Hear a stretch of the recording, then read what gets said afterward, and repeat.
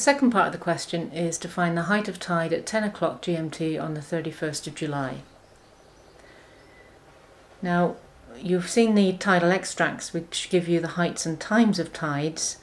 However, that's okay for high water and low water.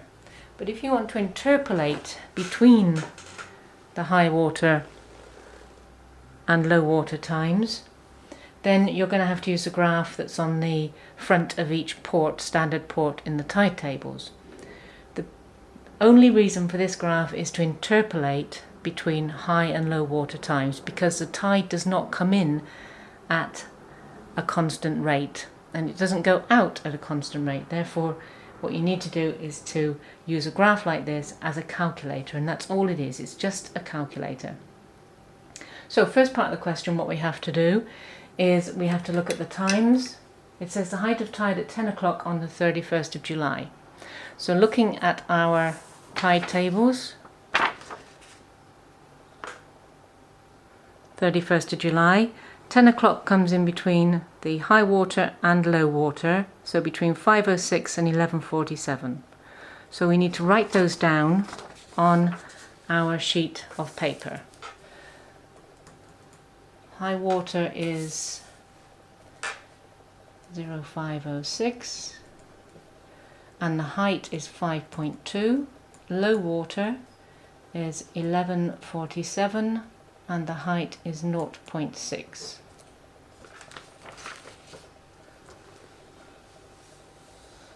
Just like that, written down there.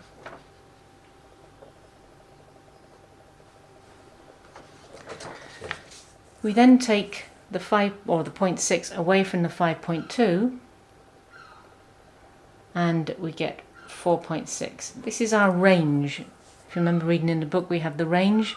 That is the range between the high water and low water. That's the amount of change in height of tide between high water and low water. It's important to know that because if you'll notice on the graph, we have a little box over here. You'll be working through this with me, and it says mean ranges. It says springs 4.6 with a solid line, neaps 2.2 with a dotted line. You've already learnt about spring and neap tides, and you know that springs are between the highest high water and the lowest low water, and neaps are between the lowest high water and the highest low water. Therefore, these are the ranges at springs and neaps. The range we have today is 4.6, which means that we need to look at the spring curve, and that's the solid line. Okay, now we're looking at a time of 10 o'clock. So you'll notice on this piece of paper, as you work through the example, we have high water in the middle, and then 6 hours after, high water again 6 hours before. We then have over here high water heights and low water heights. So there are certain things that we can fill in on the graph before we start, and as you follow through the instructions you will understand where they fit in from reading about them to actually doing them. So the high water time is 0506. So if I put 0506 there, that 0506 relates to that line going all the way to the top. 1 hour after will be 0606, 0706, 0806, 0906, 1006, 1106.